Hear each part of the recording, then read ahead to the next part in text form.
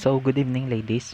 For our topic, for our first hazard, hydrometeorological hazard, we'll talk about storms and tropical storms and typhoons. Okay. So, even though we have already discussed this one, I will make a lecture video about this so that you can review, okay, or you will have a reference of our discussion. Okay. So, a typhoon is actually a systemic circulation of low pressure area characterized by strong winds and large amount of rainfall that often develops over warm tropical seas. So, it's a common notion that most typhoons or tropical storms they always form over tropical ocean waters. Okay? So, these ocean waters are found mainly in the equator or near the equator. Next, so tropical storms may have different names depending on the location. So we have hurricanes, typhoons, and cyclones. So the next slide will help us identify, okay, the location of each names or the names uh, where they originate. Okay? So in the Western Pacific, we have typhoons. Okay? Tropical storms are called typhoons. In the eastern part of the Pacific Ocean and in the Atlantic, okay? In Central America, it is called hurricane, and in the Indian Ocean and some parts of Australia, it's called cyclones. Next, so a typhoon does not start as a typhoon. It will always start at its lowest level, and the lowest level of a typhoon is the formation of a low pressure area.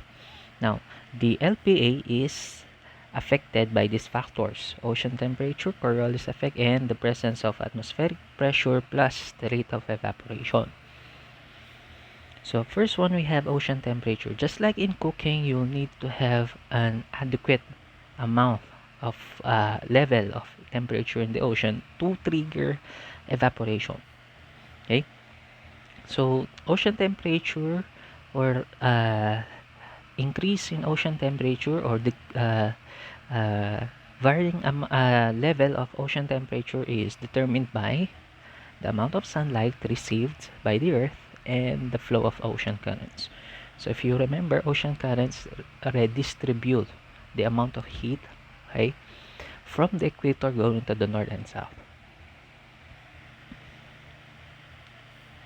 Next, we have Coriolis effect. So the Coriolis effect is the influence of the Earth's rotation, okay, on to the movement of air, water, or other objects in the Earth's surface. So in this case, the Coriolis effect is evident in the circulation of winds in a tropical storm. So this one was studied by Gaspard G. Coriolis in 1843, and he is a French civil engineer. So the Earth's rotation determines the movement of air currents in the northern and southern hemisphere. Now these air currents again will determine the circulation of wind around a tropical storm. Okay. Next. So atmospheric pressure. This is the force of the air. Okay. As it pushes onto any object in the Earth's surface. So in a typhoon or in a tropical storm, uh, favorable conditions is usually in the form of low pressure areas. Okay, so whenever you have a low pressure area and the conditions are right, expect within 24 hours or 48 hours that particular LPA will uh, level up. Okay, will develop into a tropical depression until it reaches the typhoon level. Okay, so all of the atmospheric layers, okay, the weight of each layer pushes everything here on Earth's surface. So that determines the air pressure. And lastly, the evaporation rate. So evaporation is one of the most important processes in the water cycle. Okay? And if there's a rapid evaporation rate, increased level of evaporation, it will also enhance the development of the typhoon or tropical storm. Okay? And if there's evaporation, there is an increase in the temperature of the air, causing the formation of warm moist air, and this warm moist air is less dense and it will rise, triggering the next process of condensation, precipitation, etc. Next, so the driving force for this whole process of tropical storm formation is not evaporation, it's not ocean temperature. The driving force is the heat coming from the sun in the form of solar radiation. So this solar radiation is absorbed by the ocean, by the land, and by the atmosphere, and influences the development of the formation of tropical storms. Okay, so what are the steps? So first, you need to have a water temperature or ocean surface temperature of 26.5 degrees Celsius. This will trigger the evaporation process, and then as the water from the ocean evaporates, it also forms a blanket of warm moist air above it. Okay, so this warm moist air may rise, and as it rises, it forms an area of low pressure. Now, air usually flows from a point of high pressure to low pressure. So what will happen is the cool dry air surrounding the low pressure area will be sucked in the low pressure area. Okay, so it will be absorbed, or it will be sucked in the LPA.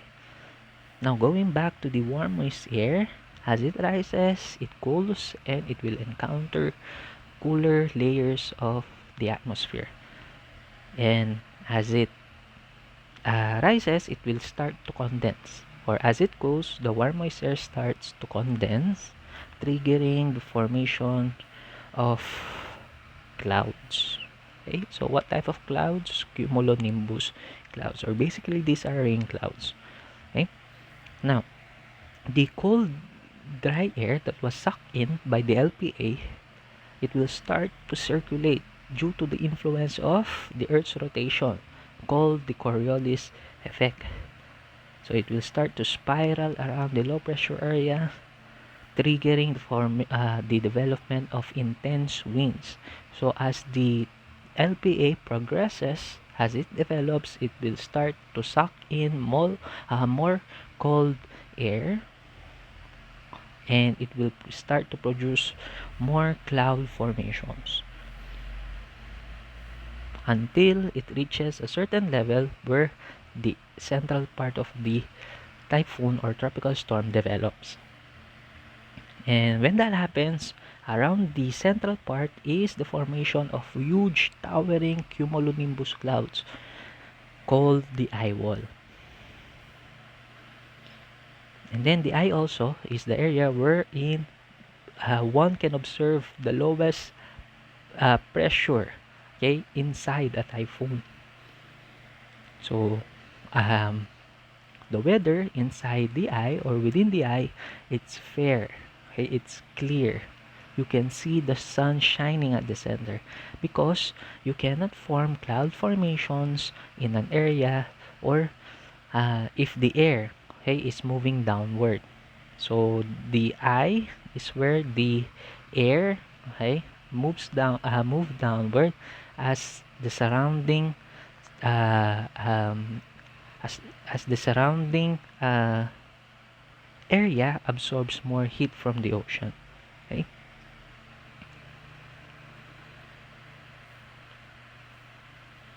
so continuous rising of warm air in the eye of the typhoon, accompanied with warm ocean temperature, may lead in the development of a full-blown tropical storm. So in a tropical storm, we have 5 stages. It will start first as an LPA, and then if it gets stronger and stronger, it will proceed to a tropical depression, a tropical storm, and then a typhoon. A typhoon is where the eye can be observed. Okay? The eye will start to grow, okay, in the system, and it will cover a huge surface area in the typhoon, as you can see here in the image. Okay, so this is a summary of how tropical storms are formed.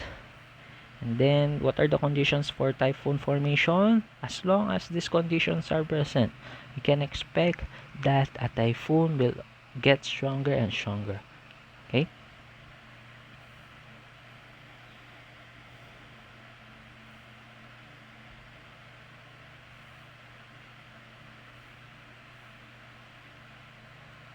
So, in a typhoon formation, okay, as I have mentioned, it will always start as a low pressure area. In this case, um, as the ocean temperature increases, the air above it also increases, triggering the formation of warm moist air, and this warm moist air is the main reason why is the main reason for the cloud formations, okay, in the development of a tropical storm. So warm moist air rises. As it rises, it leaves an area of low pressure. So that's the uh, um, simple definition, okay, or simple process, basic process in the formation of a tropical storm. Okay. Now, the Weather Bureau, responsible for the weather updates, typhoon update, and information, and the public storm warning signals, is PAGASA. Okay. So, Philippine Atmospheric Geophysical and Astronomical Services Administration. They often releases weather updates every single day, uh, typhoon updates whenever there's a typhoon, okay, uh, that is found within the Philippine area of responsibility, and for isolated cases of thunderstorms. Okay, and this one, just like FIVOX, it is under the scope or wing of Department of Science and Technology. So for weather updates, special typhoon updates, if a typhoon is bound to make a landfall, okay, in any part of the country, they often releases updates every 6 hours. If the typhoon will just pass by and will not make any landfall in any part of the country, they will release weather updates for every 12 hours. Okay. Now, there are instances wherein a typhoon may suddenly change track, so the weather updates being released will also, or the time where these weather updates are being released will also change. Okay, so the uh, basis for the release of public storm warning signals for typhoon updates is the Philippine Area of Responsibility. Whenever a typhoon touches or went inside the Philippine Area of Responsibility, PAGASA will start to monitor, to make notices, to make updates about this particular tropical storm until it will pass or it will go outside the Philippine Area of Responsibility. Okay? And also, whenever a typhoon steps inside the Philippine Area of Responsibility, PAGASA will start to issue local names for the typhoon. So these are the coordinates for the Philippine Area of Responsibility. The coordinates are represented by the black dots, and if you will connect these black dots, you will have the PAR, or Philippine Area of Responsibility. So the typhoon imaged in this satellite, okay, in this satellite photograph, is Typhoon Haiyan, one of the most strongest typhoons that ever made landfall in the history of the planet. Next, we have the PSWS, or Public Storm Warning Signals. So this one is used by PAGASA to describe the intensity of a storm based on wind speed. Okay? Again, ladies, this is based on wind speed, not the amount of rainfall. Okay? So It determines the approximate number of hours strong winds or rain expected from the time the warning is first issued. Okay. So for public storm warning signal number 1, we have a wind speed of 30 to 60 expected within 36 hours. So rural areas with houses made up of light materials may be devastated by this particular wind speed. Okay, so disaster preparedness is activated to alert status. Public storm warning signal number 2. So in public storm warning signal number 1, before we proceed, sometimes most LGUs, they already start to suspend classes in the kindergarten level. Okay? In public storm warning signal number 2, the suspension may be raised up into the secondary level. So there's a wind speed of more than 60 to 100 km per hour expected within the next 24 hours. So this type of wind speed may bring light to moderate damage to exposed communities. So if the community is not prepared, the damage can be intensified. Okay? So disaster preparedness agencies are in action to alert their communities, and also they will start uh, to release evacuation notices, especially to those communities found in vulnerable areas such as in mountainous regions and in coastal areas. Next, public storm warning signal number 3. So classes here are suspended in all levels. Okay? And the wind speed is more than 100 to 185 that is expected within the next 18 hours. So poles or electrical poles may be uh, destroyed, okay, or may tumble because of the strong winds, producing or creating a widespread disruption of electrical power and communication services.